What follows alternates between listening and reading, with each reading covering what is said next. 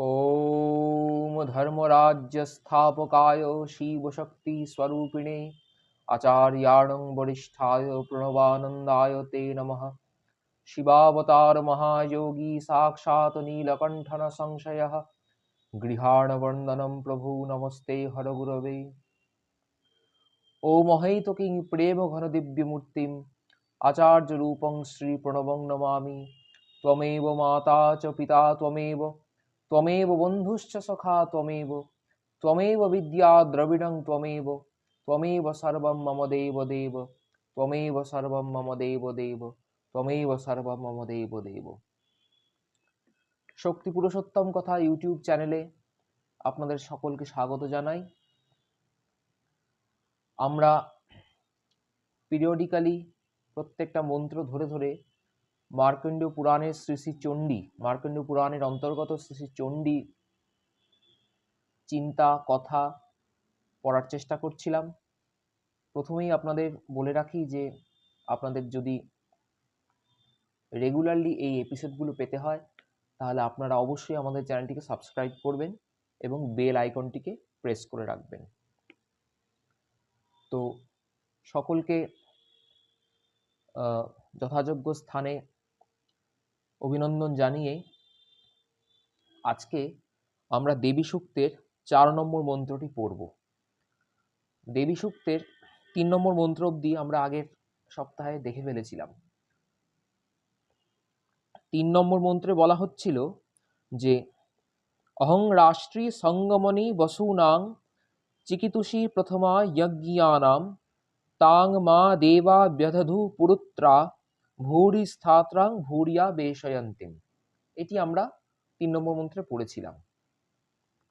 4 নম্বর মন্ত্রে কি বলা হচ্ছে? 4 নম্বর মন্ত্রে বলা হচ্ছে যে ময়াসো অন্নমতি ইয়ো বিপশ্যতি ইয়ঃ প্রাণিতি ইয় ইং শৃণুত্যুক্তম অমন্তবো মাং ত উপক্ষ্যন্তি শ্রুধি শ্রুতা শ্রদ্ধিবন্তে বদামি। আবার পড়ি, বলছে যে ময়াসো অন্নমতি ইয়ো বিপশ্যতি ইয়ঃ প্রাণিতি ইয় ইং শৃণুত্যুক্তম অমন্তবো মাং ত উপক্ষ্যন্তি শ্রুধি শ্রুতা শ্রদ্ধিবন্তে বদামি। এর বঙ্গানুবাদ কি? বঙ্গানুবাদ হচ্ছে যে জীব যে অন্নাদি খাদ্যদ্রব্য ভক্ষণ করে, দর্শন করে এবং প্রাণ ধারণ করে, এই সকল ক্রিয়া আমা কর্তৃকে নিষ্পাদিত হইয়া থাকে।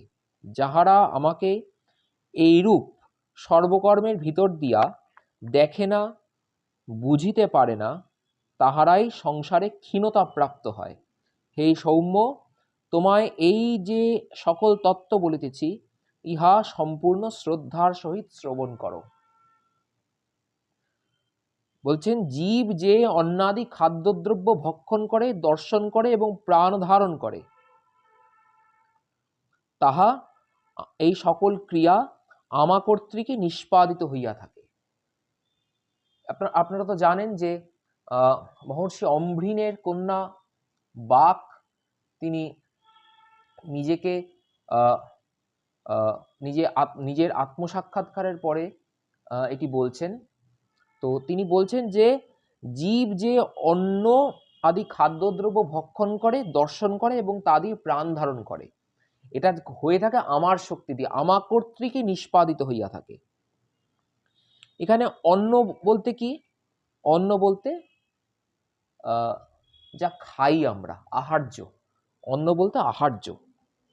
তো আহার্য মানে যা খেয়ে বেঁচে থাকি।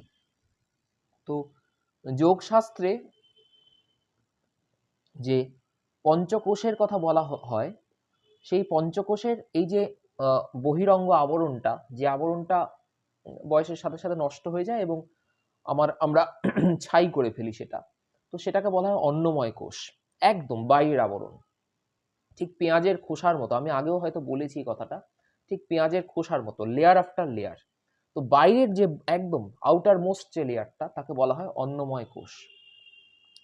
তারপরে বলা হয় প্রাণময় কোষ, তারপরে মনোময় কোষ, বিজ্ঞানময় কোষ ও আনন্দময় কোষ। আনন্দময় কোষে আসলে শুদ্ধ চৈতন্য রূপ আত্মা থাকেন। আনন্দময় কোষই হলো শুদ্ধ চৈতন্য রূপ যিনি আত্মা, যিনি পরমাত্মার সাথে অভিন্ন, সেই শুদ্ধ চৈতন্য রূপ আত্মা আনন্দময় কোষে থাকেন।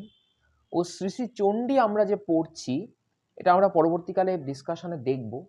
শ্রী শ্রী চণ্ডী আসলে বিজ্ঞানময় কোষে পৌঁছাবার সাধনা বা বিজ্ঞানময় কোষের সাধনা, বিজ্ঞান ক্ষেত্রের সাধনা হচ্ছে শ্রী শ্রী চণ্ডী। তো এখানে ব্রহ্মর্ষি সত্যদেব লিখছেন যে অন্ন শব্দের অর্থ আহার্য দ্রব্য। আপনাদের তো বললামই। বলছেন যে স্থূল দেহ রক্ষার জন্যই হোক অথবা মনোময়াদি সূক্ষ্ম দেহ পুষ্ট করিবার জন্যই হোক, জীব যে আহার বা বিষয় আহরণ করে, উহা সচ্চিদানন্দ স্বরূপ আত্মা আমি নির্বাহ করিয়া থাকি। মানে আনন্দময় কোষে যিনি আছেন, সচ্চিদানন্দ স্বরূপ আত্মা, যিনি সেই পরমাত্মারই ক্ষুদ্র প্রকাশ, তিনি নির্বাহ করেন। কি নির্বাহ করেন না, এই যে ফিজিওলজিক্যাল প্রসেসেসগুলো, ফিজিওলজিক্যাল প্রসেসেস মানে আমরা যে ভাত খাচ্ছি, হজম করছি, শুধু সেটা না, অন্নময়, প্রাণময়, মনোময়, বিজ্ঞানময়, আনন্দময়, এই প্রত্যেকটি কোষের জন্য যা যা যা যা নেসেসারি প্রয়োজন, প্রকৃতি থেকে তো আহরণ করে সেই সঞ্জাত বস্তুগুলোকে মানে কোনো কোনো প্রসেসের মাধ্যমে তারপর তো শরীরে অ্যাসিমিলেট করতে হবে, তবে তো জীবন ধারণ হবে। মানে অন্নময় কোষের পরিপুষ্টি হবে, মনোময় কোষের পরিপুষ্টি হবে, প্রাণময় কোষের পরিপুষ্টি হবে, মনোময় কোষের পরিপুষ্টি হবে, বিজ্ঞানময় কোষের হবে, তারপর আনন্দময় কোষের পরিপুষ্টি হবে।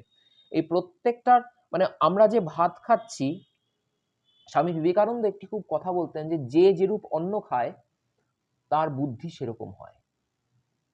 আপনারা জানেন যে স্বামী বিবেকানন্দ কিন্তু খুবই মানে ওনার যে বাবা বিশ্বনাথ দত্ত, উনি পেশায় আইনজীবী ছিলেন, আমরা সকলেই জানি, কিন্তু খুবই পশার, খুবই বড়লোকের ঘরে স্বামীজি জন্মেছিলেন। মানে he was born with a golden spoon. সেই সময়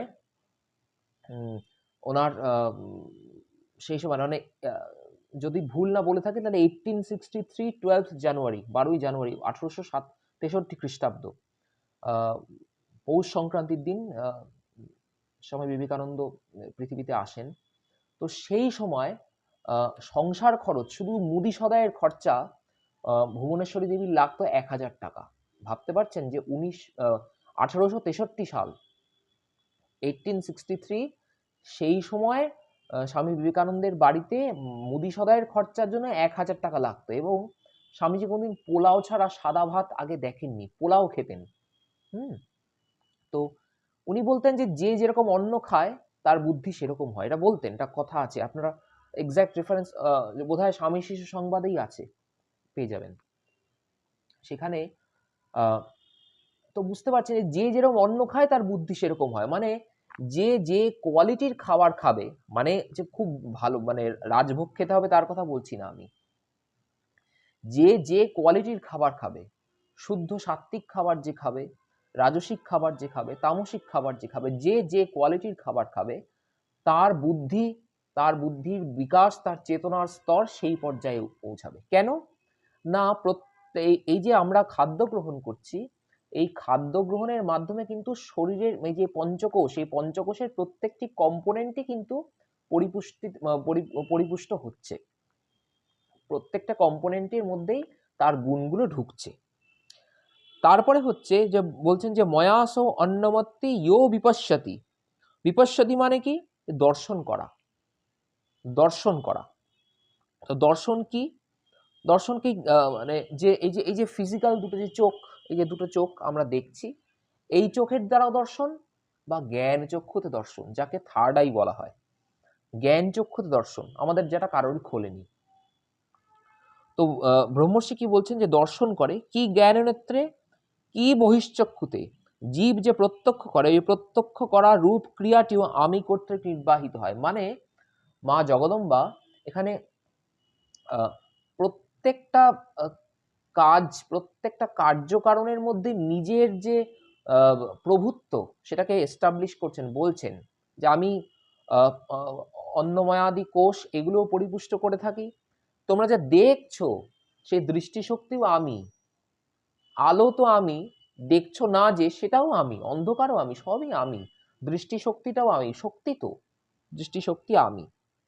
তারপর বলছেন যে ইহ প্রাণিতি, ইহ প্রাণিতি মানে এখানে ব্রহ্মর্ষি লিখছেন ওই যে প্রতিনিয়ত শ্বাস প্রশ্বাস রূপ প্রাণন ক্রিয়া দ্বারা জীবগণ জীবিত রহিয়াছে, উহারও একমাত্র কর্তা আমি। আমরা আগে বলেছিলাম যে যে পঞ্চপ্রাণ কথা, প্রাণ, অপান, ব্যান, উদান, সমান, পঞ্চপ্রাণ আমরা দেবী কবচে পড়ব। প্রাণাপানৌ তথা ব্যানমুদানঞ্চ সমানকম, এটা পড়বো, এটা আছে দেবী কবচে। তো প্রাণ আদি ইত্যাদি যে পঞ্চপ্রাণ, তাও আমার দ্বারা নির্বাহিত হয়। এইখানে আর আগে আমরা পড়েছি যে প্রাণ এবং অপান, এই যে এক্সহেলেশন আর ইনহেলেশন বা ইনহেলেশন এক্সহেলেশন যাই বলি না কেন, এই দুটো ক্রিয়াকে কিন্তু আমরা অশ্বিনী কুমারোদ্দর সাথে তুলনা করেছিলাম। তো ইনহেলেশন এক্সহেলেশন অশ্বিনী কুমারোদ্দর সাথে তুলনা করেছিলাম। তারপর বলছেন ইহ শৃণোতি, ইহ শৃণোতি মানে হচ্ছে ব্রহ্মর্ষি লিখছেন যে ওই যে কর্ণেন্দ্রিয় দ্বারা জীবগণ শব্দ গ্রহণ করিতেছে, উহারও কর্তা একমাত্র আমি। মানে ভিজুয়াল সেন্সের জন্য যে শক্তি, পারসিভেবল এনার্জি যা আমরা রিসিভ করছি, যা রিসিভ করছি, যার দ্বারা রিসিভ করছি, যাকে রিসিভ করছি, যার দ্বারা রিসিভ করছি, তাও তিনি। পঞ্চপ্রাণ আদি ইত্যাদি তাও তিনি।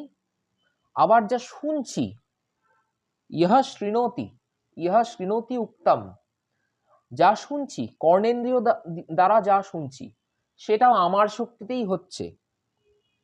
এইবার খুব ইম্পর্টেন্ট কথা, এবার বলছেন যে ইহ প্রাণিতি ইহ ইং শৃণোত্যুক্তম। এবার কি বলছেন, অমন্তব মাংত উপক্ষ্যন্তি শ্রুধি শ্রুতা শ্রদ্ধিবন্তে বদামি। বলছেন যে এইরূপ সর্ববিধ কর্মই যে আমি কর্তৃক নিষ্পন্ন হইতেছে, ইহা ইহা ইহা যাহারা মানে না, বিশ্বাস করে না, তাহারাই মাং অমন্তব, অমন্তব মাং উপক্ষ্যন্তি। মাং অমন্তব মানে আমরা তো খুব বেশি শিক্ষিত হয়ে গেছি, আমরা ভাবি যে আমরা সবকিছুই করে ফেলেছি, জেনে ফেলেছি, বুঝে ফেলেছি, বিজ্ঞান পড়েছি, দুপাতা অঙ্ক করতে শিখেছি, কিন্তু আসলে কিছুই করিনি। আজকে এই যুগেও কিন্তু দুরারোগ্য ব্যাধির প্রপার চিকিৎসা হয়নি। মানুষ কিন্তু প্রকৃতিকে জয় করতে পারেনি আর পারবেও না।